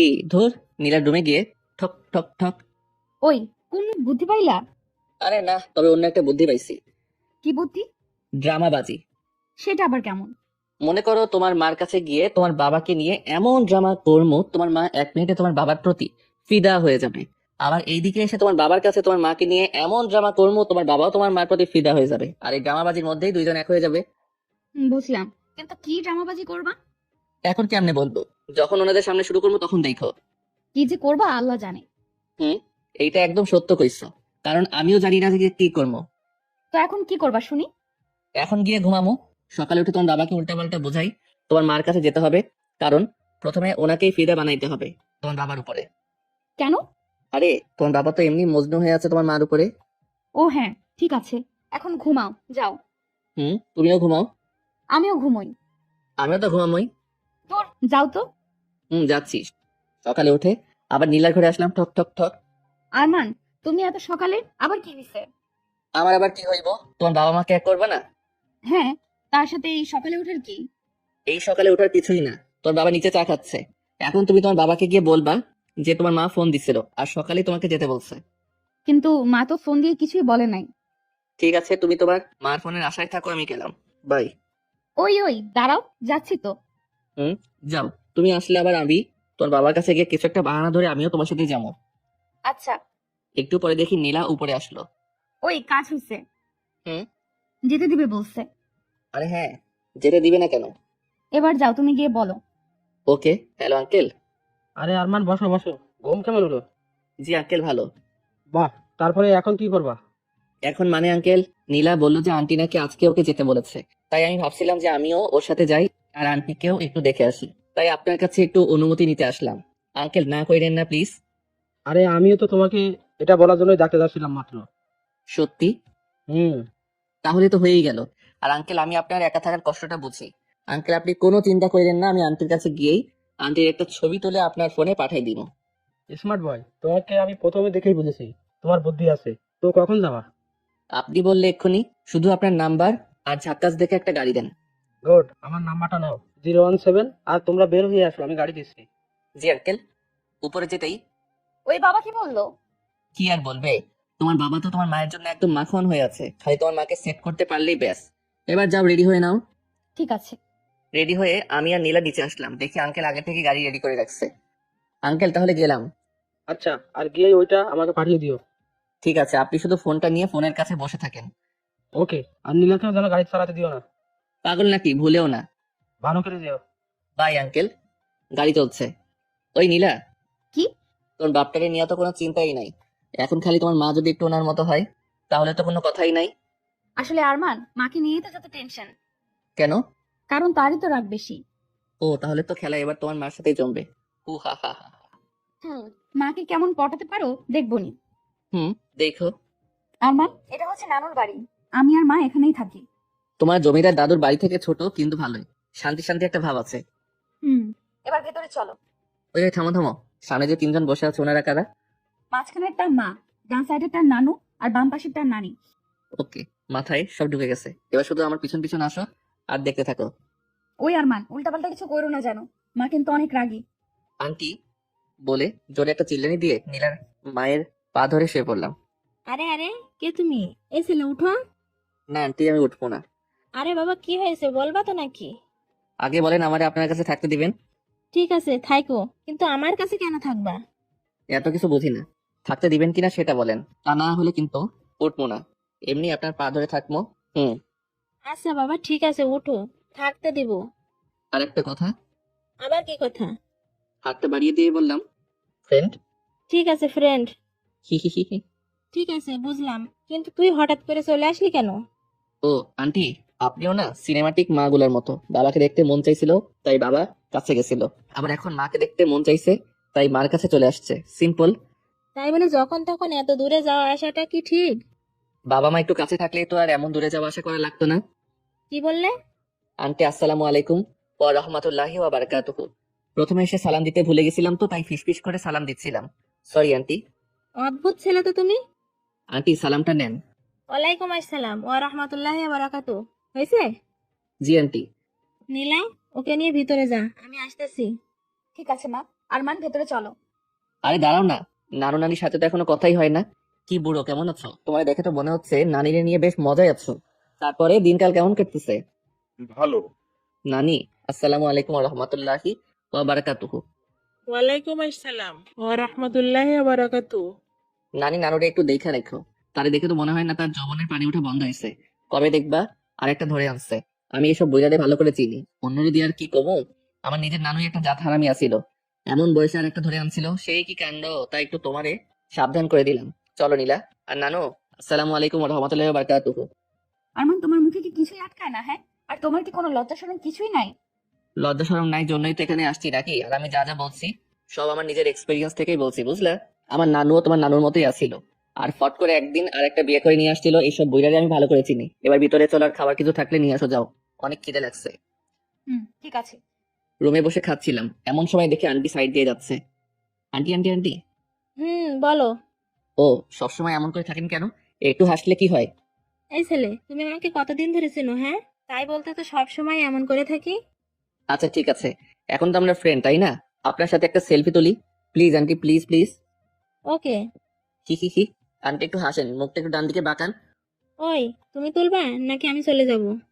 ও থামেন না একটু, হয়েছে। এই তো একদম পারফেক্ট। আঙ্কেল রে ফোন দিলাম। Hello uncle.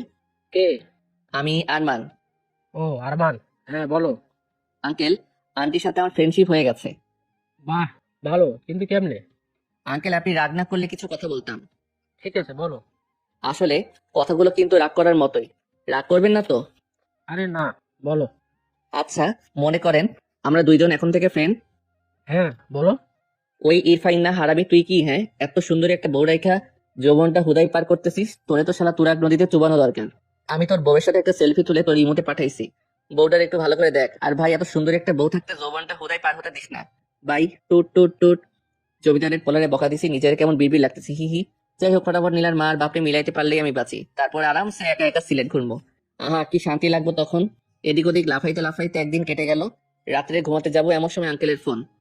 সরি আঙ্কেল, তখন অমনে কথা বলছি বলে আবার রাগ করেন নাই তো? আরে দূর, কি যে বলো না, তোমার উপর কি রাগ করা যায়? সেটা অবশ্য ঠিক কইছেন। তবে এই রাত্রে কেন ফোন দিছেন, কাহিনী কি বলেন তো? আরমান, যেমনি হোক তোমার আন্টিকে আমার কাছে এনে দাও প্লিজ। এর বিনিময়ে তুমি আমার কাছে যা চাইবা আমি তোমাকে সেটাই দিব। শোনেন আঙ্কেল, আপনি জমিদার হইতে পারেন, বাট আমি এতটা ছেঁচড়া না যে একটা ফ্যামিলি রে এক করার বিনিময়ে কিছু নিব। আর চিন্তা নিয়েন না, আমি ফিরলে আন্টিকে নিয়ে ফিরবো। এখন ভালো করে ঘুমান, আমি ঘুমাবো। বাই টুট টুট টুট। সকালে ঘুম থেকে উঠে নীলার রুমে গেলাম। ঠক ঠক ঠক। ওই দরজা খুলো। এই সকালে আবার কি? কালকে রাত্রে তোর বাবা ফোন দিছিল। তোর মায়ের ছবি দেখে তো সে একদম কি হয়ে গেছে। হয়ে গেছে মানে? তোর বয়স হয় নাই, বুঝবা না ভাই। এখন যেমনি হোক তোর মাকে একটু ভরকাতে পারলেই কাজ শেষ। নীলা রুম থেকে বাহিরে বের হয়ে আসতেই সামনে আন্টি। এত সকালে নীলার রুমে কি করছিলে? কিছু না আন্টি, এমনি।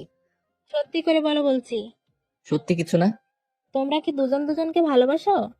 নাউজুবিল্লাহ। আন্টি আপনি যা ভাবছেন সেটার 100 হাত দূরে। ও আমি নাই। আর আমায় দেখে কি অমন মনে হয় বলেন? তোমারে দেখে তো সবকিছুই মনে হয়। আন্টি আপনি যদি জোর করেও আমার রে নীলার সাথে বিয়ে দেন না, আমি প্রথম রাইতেই ভাইগা যাবো। কারণ এই সব ঝোর ঝামেলা আমার একদম ভাল লাগে না। ডাহা মিশা কথা। ঠিক আছে, তোমার রুমে যাও। আচ্ছা। যাক বাসলাম। বিকেলে দেখে আন্টি বাড়ির ভিতরে বাগানে একা একাই বসে আছে। হঠাৎ মাথায় একটা বুদ্ধি আসলো। ধীরে ধীরে আন্টির কাছে গিয়ে দাঁড়ালাম। আরমান, কিছু কি বলবা? জি আন্টি। ঠিক আছে বলো। আচ্ছা আন্টি, এইখানের আশেপাশে কোনো নদী আছে? কেন? আছে নাকি সেটা বলে নাকি? হুম, আছে তো। আন্টি চলেন না একটু নদীর পাড় থেকে ঘুরে আসি। আমি যাব না, তোমার যেতে ইচ্ছে হলে তুমি যাও। আন্টি আপনি না গেলে আমি কিন্তু এখানে আপনার পা ধরে শুয়ে পড়বো বলে দিলাম। আজব, আমি যাব না বললাম না। চলেন না একটু গেলে কি হয়? আরমান, বেশি জেদ ভালো না, তুমি একাই যাও, আর না হলে নীলাকে সাথে নিয়ে যাও। ও তার মানে আপনি যাবেন না? না। ঠিক আছে। আন্টি গো আন্টি চলেন না একটু, আপনি না যাওয়া অব্দি পা তো আমি ছাড়বো না, যদি ভূমিকম্প আসে তবুও না। আরমান, তাছাড়া বলছি। না, আগে বলেন যাবেন। না। ঠিক আছে পাও ছাড়বো না তাইলে। ওহ, কথায় কথায় এমন পা জড়াই ধরো কেন? আগে বলেন যাবেন। ঠিক আছে, আগে পা ছাড়াও। না আগে 3 সত্যি বলেন যে যাবেন। ওহ, ঠিক আছে, 3 সত্যি যাব। হি তাহলে চলেন। এখনই? এক্ষুনি। এমন সময় নীলাও এসে হাজির। আমি আন্টি আর নীলা মিলে নদীর চরে হাঁটছি। মা তোমরা হাঁটো, আমি একটু মাছ ধরা দেখবো। আচ্ছা। আহা কি সুন্দর নদী, কি সুন্দর তার পানি, কি সুন্দর বাতাস। এমন সময় নিজের একটা বউরে নিয়ে হাঁটতে যা লাগবে না। আরমান, তুমি কিন্তু আমার হাতে মায়ের খাবা। আমি কি তোমার গার্লফ্রেন্ড লাগি তাই এইসব বলতেছো? ঠিক আছে সরি। একদম নাকা নাকা ভাব করবা না। আমি আবার কি করলাম? কিছু না। আন্টি আপনি যদি রাগ না করেন কয়েকটা কথা বলবো। তোমার সব কথাতেই আমার রাগ লাগে, কি বলবা বলো। রাগ লাগলে আর কি করার, বলতে তো আমাকে হবেই, কারণ আমি তো আর আপনাদের মতো না যে সামান্য একটু রাগের জন্য হুদাই হুদাই 17-18 বছর নষ্ট করবো। কি বলতে চাও তুমি? আচ্ছা আন্টি ওইখানে একটু বসেন। কেন? বসেন না প্লিজ। ঠিক আছে। আন্টি আমার বয়স যখন 7 বছর তখন আমার বাবা মার ডিভোর্স হয়ে যায়। তার 1 বছর পরে বাবা আর একটা বিয়ে করে, অন্যদিকে মাও বিয়ে করে। তখন থেকে আমি একা থাকতাম। রাত্রে যখন শুতাম প্রথম প্রথম খুব কষ্ট হতো, আবার রাগও হতো। আস্তে আস্তে নিজে নিজেকে বোঝালাম এইসব রাগ আর কষ্ট পেয়ে আমার কি লাভ, সবাই যখন ভালোই আছে আমিও তো ভালো থাকলেই হয়। আমি একা একা কষ্ট পাচ্ছি, এটা শুনলে তো আমার মায়েরও কষ্ট হবে, তাহলে অযথা কষ্ট পাবার কি আছে। এরপর থেকে রাগ আর কষ্ট জিনিসটা আমার ভেতর থেকে কেমন উধাও হয়ে গেল। তারপর থেকে শুরু হলো দুষ্টুমি আর ফাইজলামি করা। এইসব নিয়ে আমিও হ্যাপি, সাথে আমার মা বাবা সবাই। কিন্তু আপনিই বলেন, প্রথম থেকে যদি আমি হাবলুর মতো রাগ করে থাকতাম, কষ্ট পেতাম, হাই হতাশ করতাম, আহারে আমার বাবা মা কেউ আমাকে ভালোবাসে না, আমি এই দুনিয়ায় থেকে কি করবো, কে আছে আমার, এইসব চিন্তা ভাবনা করলে আমারও কষ্ট আর আমার সাথে সাথে অন্য 10 জনেরও কষ্ট। আসলে একটা কথা কি জানেন আন্টি, আমাদের চারিপাশে সবকিছুই অনেক সোজা, কিন্তু আমরাই বেকুবের মতো সবকিছু কঠিন বানিয়ে ফেলি আর হাই হতাশ শুরু করে দিই। ধরেন এই নদীটাই আপনি পার হবেন, আর নদীটা পার হওয়ার জন্য দরকার একটা নৌকা। এখন আপনি নদীর পাড়ে বসে হাই হুতাশ করতেছেন, ওরে বাপুরে আমি কেমনে পার হবো রে, আমি তো নৌকা বানাতে পারি না রে, আমার কি হইব রে, কেমনে ওই পারে যাবো রে, এইসব বলে বলে জিনিসটা আরো জটিল বানিয়ে ফেলতেছেন। আপনাকে কে এমন বাপ মা মরার দায় দিছে যে নৌকা বানিয়ে নদীটার ওই পারে যেতে হবে? ফটাফট 4-5টা কলা গাছ একসাথে বেঁধেও তো নদী পার হওয়া যাবে, তাই না? হ্যাঁ, এখানে একটু রিস্ক আছে, তবে অযথা হাই হুতাশ করার থেকে অনেক ভালো। আচ্ছা আরমান, তুমি আমাকে কি বোঝাইতে চাইতেছো বলো তো? আন্টি আঙ্কেল আপনাকে অনেক ভালোবাসে। উনি প্রতি রাতে আপনাদের পছন্দের ওই গাড়িটা নিয়ে নদীর পাড়ে গিয়ে শুয়ে শুয়ে কাঁদে। আমি নিজে নিজে ওনার সাথে নদীর বালু লেগে থাকতে দেখেছি। আন্টি আপনাকে ছাড়া ওই জমিদার বাড়িটা লবণ ছাড়া তরকারির মতো, ওই বাড়ির প্রতিটা ইট আপনাকে অনেক মিস করে আন্টি। আন্টি আমি তো অন্য পর একটা ছেলে, 4-5 দিন আগে নীলার সাথে বসে আসার সময় আমাদের পরিচয়, তারপরে আঙ্কেলের সাথে, এরপরে আপনার সাথে। আপনারা সবাই খুব ভালো আন্টি, আপনি ফিরে চলেন আন্টি, সবাই আপনাকে খুব মিস করে। আমি হয়তো 2 দিন পর চলে যাব, আর কোনোদিন দেখা নাও হতে পারে, কিন্তু আপনারা যদি একে অন্যের থেকে এমন দূরে থাকেন, আর কারো না হোক, নীলার খুব কষ্ট হয় আন্টি। আমার মা আমার কাছে থাকেন, আমি সেই কষ্ট বুঝি আন্টি। ফিরে চলেন আন্টি, প্লিজ আন্টি। বাহ, কত টাকা ঘুষ খেয়ে আমাকে ফিরিয়ে নিতে আসছো শুনি। আন্টি মানতেছি আমি অনেক ফাজিল, কিন্তু আমি এমন না যে টাকা খেয়ে এখানে আসবো। আর আন্টি আপনার মন যদি না যেতে চায় তাহলে আর কি করবো বলেন, মনকে তো আর জোর করে নিয়ে যেতে পারবো না, আর যদি নিয়েও যাই সেই যাওয়াটার তো কোনো লাভই নাই। ঠিক আছে আন্টি, অনেক কথা বলে ফেলছি, আমার কথায় যদি কষ্ট পান তাহলে একটু মাফ করে দিয়েন, আর আপনার মন যদি ফিরে আসতে চাই তবেই আইসেন। আমি তো একটা অন্য পর ছেলে, এত কিছু বলার অধিকার আমার নেই, তাই তো অনেক কথা বলে ফেলেছি। সরি আন্টি, ভালো থাকবেন, বাই। এসব বলেই এখান থেকে বিদায়। লটর পটর করতে করতে জমিদার বাড়িতে আসলাম। আরমান, নীলা কোথায়? আর তুমি না বললে তোমার আন্টিকে নিয়েই আসবা? ওরে আঙ্কেল, যা ডোজ দেওয়ার দিচ্ছি, এখন বাকি সব আল্লাহ তাআলার হাতে। মানে? মানে আবার কি, যখন প্রেম করছিলেন তখন কি দুনিয়ায় মায়ের কোনো অভাব ছিল না? এমন একজনের বিয়ে করেছেন, ওনার তো খালি রাগ না, পুরে রাগের একটা গোডাউন। বলে কি না আমি নাকি আপনার কাছে ঘুষ খেয়ে ওনাকে নিতে গেছি, কেমনটা লাগে কোন? তাহলে কি নীরা আর আমার কাছে আসবে না? আচ্ছা নীরাকে? আরে তোমার আন্টির নাম নীরা। ও, মেয়ের নাম নীলা আর মায়ের নাম নীরা, বাহ ভালো। ও কি তাহলে আসবে না? আমি কি জানি, যেমন বিয়ে করেছেন আপনি জানেন। আমি এখন ঘুমামো, 2 দিন ধরে জার্নি করে আমি শেষ। তবে হ্যাঁ চিন্তা নিয়েন না, আপনার নীরারে আপনার কাছে না নিয়ে এসে আমি এখান থেকে যাবো না, ওখানে আবার যাওয়ার জন্য আরেকটা রাস্তা করেই আসছি। কি রাস্তা করছো? আমার ব্যাগ ওখানে রেখে আসছি যাতে ওটার ওসিলায় আবার যেতে পারি। তোমার বুদ্ধি আছে, মানতেই হবে। এবার একটু আমারে ঘুমাইতে দেন প্লিজ, মেলা টায়ার্ড আমি। ঠিক আছে, যাও ঘুমাও। আহা কি শান্তি, বিয়ে করার থেকে ঘুমাইতে বেশি মজা লাগে। হি হি হি। 3টা দিন হয়ে গেল, আন্টির তো এখানে আসার কোনো লক্ষণই নাই, আর সাথে নীরারও কোনো খোঁজ খবর নাই। আঙ্কেলকেও কেমন লেদা মার্কা টাইপের লাগতেছে। ওহ কি যে করবো কিছুই বুঝতেছি না। নিচে সোফায় আঙ্কেল বসে আছে, ওনার কাছে গেলাম। আঙ্কেল আমার কাছে একটা প্ল্যান আছে, এই প্ল্যান অনুযায়ী যদি কাজ করতে পারেন তাহলে আন্টি একদম উড়ে উড়ে আপনার কাছে আসবে। সত্যি? তবে সেটার জন্য আপনাকে একটু আমার মতো ছেঁচড়া টাইপের হতে হবে। না না, তাহলে থাক। এত সুন্দর একটা বউয়ের জন্য এইটুকু করতে পারবেন না? আচ্ছা বউটারে না হয় বাদ দিলাম, নীলের জন্য হলেও তো একবার ট্রাই করবেন নাকি? আচ্ছা ঠিক আছে, কি করতে হবে সেটা বলো। এখন বর্তমানে তেমন কিছু করতে হবে না, শুধু আপনার ড্রেসের গেট আপটা পাল্টাতে হবে। এসব করলে ও ফিরে আসবে তো?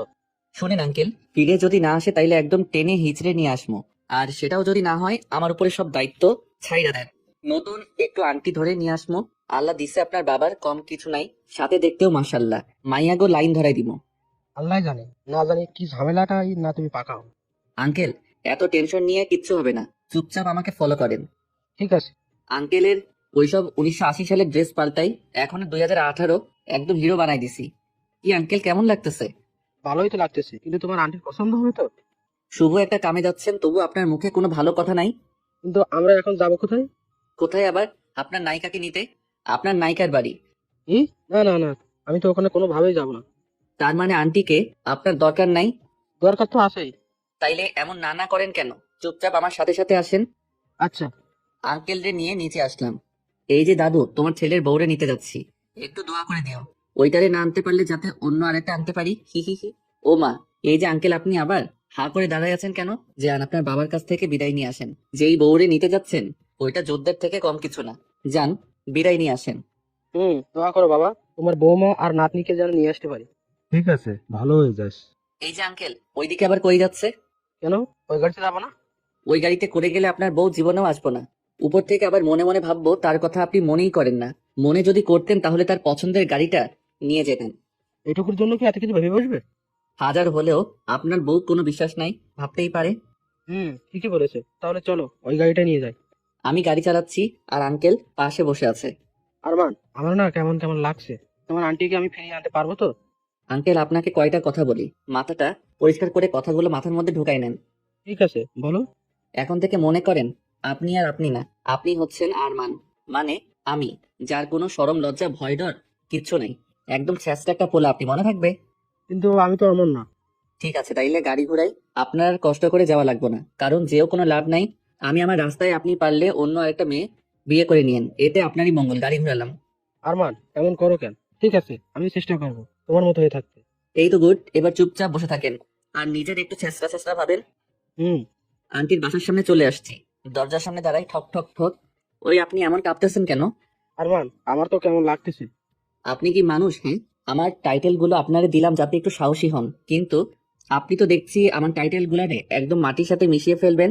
আন্টি যদি দরজা খুলে দেখে আপনি এমন কাঁপতেছেন, উনি তো ভাববে আপনার মৃগী ব্যারাম হয়েছে। এমন কাঁপাকাঁপি না করে মনে মনে ভাবেন আপনি আরমান। আচ্ছা। আবার ঠক ঠক ঠক। কে? আন্টি আসতেছে, আন্টি একটু স্মার্ট হয়ে দাঁড়ান। হুম। দরজা খুলতেই দুইজন দুইজনের দিকে একটু তাকিয়েছিল, একটু পরে আন্টি আঙ্কেলের দিক থেকে আমার দিকে ঘুরলো। আরমান, আচ্ছা ছেলে তো তুমি, তোমার কোনো লজ্জা শরম নাই? ওই দিন কি সব বলে চলে গেলে, আজকে আবার এখানে আসছো, মানে আসছো আবার বাহিরের লোক নিয়ে আসছো। আর আপনি বুড়া ভাবের মতো একটা লোক এইসব কি করছেন? হ্যাঁ, এই ছেলের রূপ ধরলে কি আপনার হবে? আপনার না কত কাজ, ফ্যামিলিকে টাইম দেওয়ার মতো সময়ও তো আপনার নেই। মীরা, সরি, আমি আর আগের মতো নেই, বিশ্বাস করো। আমিও আর আগের মতো নেই, এবার আসতে পারেন। ও আন্টি হ্যালো, খালি হাতে যাওয়ার জন্য কি এত দূরে আসছি? মানে কারে নিয়ে যেতে চাও তুমি শুনি? আমি আবার কারে নিয়ে যাব? উপরের ঘরে আমার ব্যাগ আছে, আমি আমার ব্যাগ নিতে আসছি। ও ঠিক আছে। নীলা, নীলা, হ্যাঁ মা। এই ছেঁচড়া ছেলের ব্যাগ নাকি ওপরে আছে, নিয়ে এসে দে তো। আচ্ছা। ব্যাগ পেয়েছো? এবার যাও, বিদায় হও, আর খবরদার এখানে আসবা না। আসছে বাড়ির মালিক, আমরা আসবো, কি করবেন? আরমান, আমাকে রাগাবা না বললাম। আঙ্কেল আপনি একটু থাকেন, আমি একটু নাস্তা করে আসছি। এই দাঁড়াও, কিসের নাস্তা? বাহিরে গিয়ে নাস্তা কইরো, এবার এখান থেকে বিদায় হও।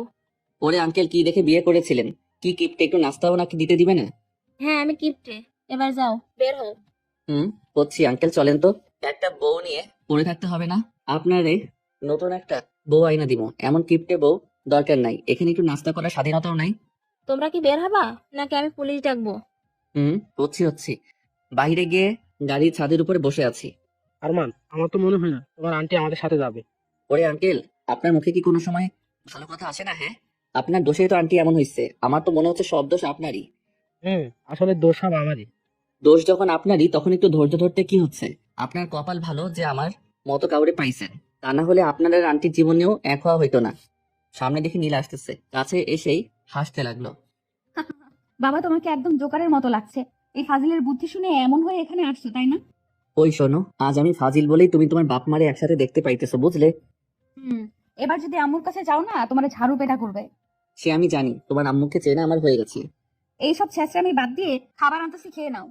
এইসব রান্না কে করছে? কে আবার করবে? মা করছে। ওই দেখি দেখি। এই যে। ও আঙ্কেল, বউয়ের হাতের খাবার দেখে এত উতলা হওয়ার কিছু নাই। পরে দেখবেন খাবারে বিষ মেশানো আছে, আর সেই খাবার খেয়ে আমার দুইজন সোজা উপরে। আরমান, তুমি আসলে একটা আস্ত ফাজিল। খারাপ তো আমি, আর তোমরা সবগুলো অনেক ভাবলো। এত কথা না বলে খাও, আমি গেলাম। যাও। এই যে মজনু সাহেব, আপনি খাবেন নাকি আমি একলাই খাবো? আচ্ছা দাও খাই। আর মা, আমি জানতাম খাবারে বিষ আছে। আরে দূর, বিষ থাকবে কেন?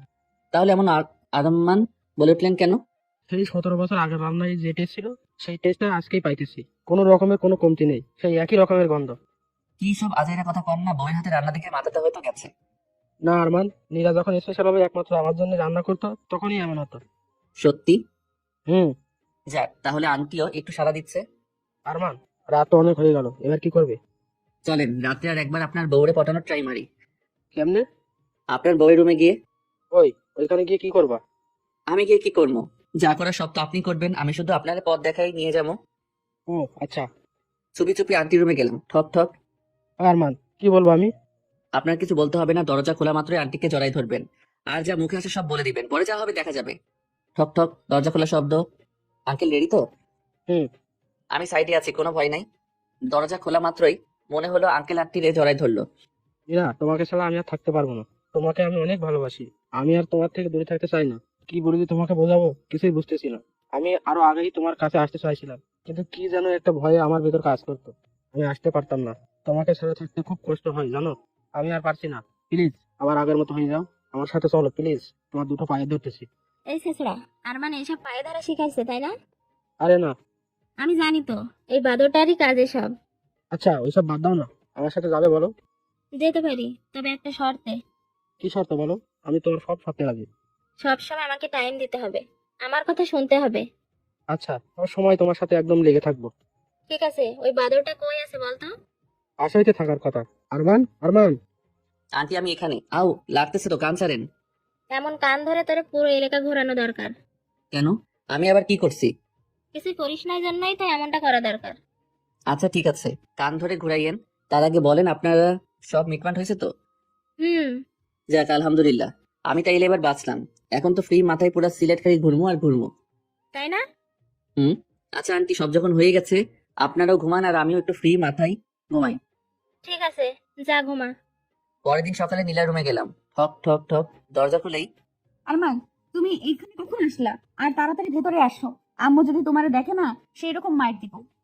আরে ধুর, কালকে রাতেই সব মিটমাট হয়ে গেছে। মানে? মানে আবার কি, তোমার বাবা মা এক হয়ে গেছে। সত্যি? আরে হ্যাঁ সত্যি। আরমান, ওই ওই কি করতেছো? ছি, বাসি মুখে কি কেউ কাউরে এসব করে? তুমি তো দেখি আমার বিয়ে হতে দিবা না। আবার দরজার দিকে তাকিয়ে দেখে আঙ্কেল আন্টি দুইজনেই দাঁড়িয়ে আছে, আর এদিকে নীলা আমাকে পাপ্পি দিয়ে দিল। ভিতরে কি চলছে? হ্যাঁ, বিশ্বাস করেন আন্টি, আপনারা যা ভাবছেন সেটা ধারে কাছে কিছু হয় নাই। সেটা তো নিজের চোখেই দেখলাম। সব যখন দেখেই ফেলেছেন, এখন আর কি বোঝামো। রাগে একটা লুক দিয়ে আন্টি আমার দিকে তাকালো, তখনই সেখান থেকে দ্রুত রুমে চলে আসলাম। আর সুযোগ বুঝে সবার চোখ ফাঁকি দিয়ে আমি উধাও, কারণ আমি তো আবার আমি। ওখান থেকে সোজা সিলেট। 4-5 দিন ধরে বাদরের মতো পুরো সিলেট ঘুরতেছি। মাঝে মধ্যে নীলা আঙ্কেল আন্টির কথা মনে হচ্ছে, তবে কোনো পাত্তা দিচ্ছি না, কারণ আমার কপালে আবার ভালোবাসা জিনিসটা সয় না। তাই আমি নিজেই ওনাদের সবাইকে ফাঁকি দিয়ে চলে আসছি। কয়েকদিনে নীলাকেও একটু একটু ভালোবেসে ফেলেছিলাম হয়তো, কিন্তু ও কই আর আমি কই, কোথায় আগরতলা আর কোথায় খাটারতলা। হুট করে ভালোবাসি বললেই তো আর সব হয় না। আমি ওকে ভালোবাসি বললাম, আর ও আমাকে বন্ধু ভেবে বসে থাকলো। তখন জিনিসটা কেমন হইতো, ফ্রিজের পানি দিয়ে ঠান্ডায় গোসল করার মতো অবস্থা হইতো। তার থেকে ভাই চলে আসছি, ভালো একটা কাজ করছি। 2 দিন পরে বাসায় যাবো, আবার সে আগের মতো আব্বার গালি খাবো। চাক্কাস লাইফ। আরো কয়েকদিন ঘুরে ফিরে বাসায় যাওয়ার জন্য স্টেশনে বসে ট্রেনের জন্য অপেক্ষা করতেছি। হঠাৎ সামনে দেখি নীলা, আঙ্কেল, আন্টি সবাই একসাথে আমার দিকে আসছে। আস্তে আস্তে আমার কাছে এসে দাঁড়ালো। Hello aunty. আও, এই যে আঙ্কেল, আবার কি ঝগড়া লাগছেন? আমি কিন্তু আর মিল করার কাজে নাই। ওই নীলা, কাহিনীটা কি বলতো? এ আবার আরো এক ধাপ এগিয়ে ফটফট করে দুইটা দুইটা থাপড়ানি দিল। আচ্ছা, সবাইকে আমার থাপড়ানি দেওয়ার কন্ট্যাক্ট নিছো? হ্যাঁ, মারির দাঁতগুলো মনে হয় সব নড়ে গেল। কি করছি আমি সেটা তো কেউ বলবা নাকি? সেটা বলার জন্যই তো তোমার এতদিন ধরে খুঁজতেছি। এবার বাসায় চলো, তারপরে তোমাকে দেখাচ্ছি। ওর কলারটা ধরে টেনে টেনে নিয়ে চল। খুব বার বেড়ে গেছে ওর, এবার ওকে একটু সাহায্য করা দরকার। নীলা খপ করে শার্টের কলারটা ধরলো আর টেনে টেনে নিয়ে যেতে লাগলো। কেউ দেখলেই বলবে বড় কোনো মাফিয়াকে পুলিশ নিয়ে ধরে নিয়ে যাচ্ছে। ওহ, আমার বাচ্চাও, বাঁচাও। টানতে টানতে বাসায় নিয়ে আসলো। এখন বলো, আমাকে এতগুলো বকা কেন খাওয়ালে? কি, কিসের বকা? ওই দিন তুমি পালানোর কারণে মা বাবা আমাকে সন্দেহ করেছে, বকা দিছে এতগুলো। এগুলোর কারণ তুমি। বলেই হাতে লাঠি নিল। আমিও কম কিসে, হপ করে নীলার হাতটা ধরে ফেললাম। চিৎকার দিলাম, কে আছে, বাঁচাও বাঁচাও। আমার নিরীহ পোলাপে ইজ্জত নিতেছে। চুপ, ড্রামাবাজি থামাও। আর শোনো, হ্যাঁ বলো। তোমার বাড়ির ঠিকানা দাও, একদিন বেড়াতে যাবো। কি রে, 1 মিনিটেই রাগি থেকে এত নরম সুর, মতলব কি? এই কি বিড়বিড় করছো? ঠিকানা দাও। সুন্দরী মাইয়া এত নরম সুরে বলে তো জীবনটাই দিতে পারি। আর তুই তো ঠিকানা চাইছো। এই বলে ঠিকানা দিয়ে দিলাম। এই রে, হঠাৎ ঠিকানা কেন, কারণ কি? আর চাইলো আমি দিয়ে দিলাম। নাকি বাপের টাকা চুরি ধরিয়ে দিবে বাবাকে? ওই মনে মনে বিড়বিড় করতে হবে না, কাজ শেষ আমার। চলো ঘুরে আসি। রহস্যময় হাসি দিয়ে বলল নীলা। চলো, বহুদিন পর একসাথে। দাঁড়াও, আব্বুকে একটা সংবাদ দিয়ে আসছি। নীলা আসতে গাড়ি নিয়ে তখনই ভোর দৌড় দুজন। কতদিন এসে একটা সুন্দর জায়গায় নামলাম। দুজন ঘুরতে ঘুরতে বিকাল হয়ে গেছে। তবুও নীলা ফিরে যাওয়ার কথা বলছে না, খালি একটু পরপর ফোনে কি যেন দেখে।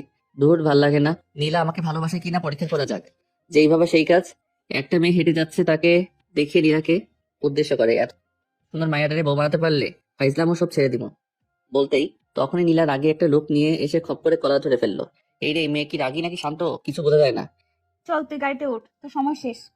কিসের সময় শেষ? আমি মানে এবার বিয়ে না করেই মরে যাব। গাড়ি নিয়ে বাড়ি পৌঁছে গেলাম, কিন্তু এটা কার পুরো বাড়ি লাইট ফুল দিয়ে সাজানো। ওই নীলা, তোমার কি বিয়ে? আজকেই। ও, কিন্তু কার সাথে? তোমার সাথে আমার বিয়ে। কি? তুমি এখানেই থাকো, আমি আসছি। ওই, আমাকে এখানে আটকে রাখলে কেন? যা বাবা, মাইয়ারা দেখে আমাকে ফেলেই চলে গেল। একটু পর, আরমান, এই পাঞ্জাবিটা পরে আমার সাথে আসো। আঙ্কেল, পাঞ্জাবি কেন? আজকেই তোমার বিয়ে, আর এখনই এটাই তোমার পালানোর শাস্তি। আপনি এই ছোট বড়টারে বিয়া দিয়ে সংসার নামক জেলখানায় বন্দি করিয়েন না। এই শাসলা ছেলে, কান ধরো। তুমি এখন জমিদার বাড়ির মেয়ে জামাই হবে। এসব ছেড়ে দাও ফাজলামো। এদিকে খুশিতে মনে মনে লাড্ডু ফুটতেছে। নীলার মতো সুন্দরী, তাও জমিদার বাড়ির মেয়ে, আমার মতো ফাজিলের বউ হবে? ওকে আঙ্কেল, কিন্তু সব ছেড়ে দিব, কিন্তু এভাবে বিয়ে করব না। কেন? ভালো খারাপ যেমনই হোক, আমার জন্মদাতা বাবা ও মাকে ছাড়া এইভাবে বিয়ে করতে পারি না। হ্যাঁ, আমি ফাজিল, কিন্তু এত খারাপ না যে পরিবারকে না জানিয়ে বিয়ে করব। বাহ বাহ, এই কথাটাই প্রমাণ হলো তুমি আমার মেয়ের যোগ্য জামাই। যোগ্য অযোগ্য জানি না আঙ্কেল, কিন্তু মা বাবাকে ছাড়া বিয়ে করব না। এখন তবে এটা ঠিক যে নীলাকে খুব করে চাই, বানাবো। আমি যা বলি তাই হবে। এখন চলো। এক প্রকার জোর করে বাহিরে নিয়ে গেল। হায় হায়, এখানে তো দেখি নীলা শাড়ি পরে বসে আছে। পাশে তাকাতে দেখি অবাক। বিশ্বাস করেন, আমের পোলা টাকা চুরি করার মতো ফাজিল হলেও তোমাকে না জানিয়ে বিয়ে করার মতো খারাপ না, মাফ করে দাও।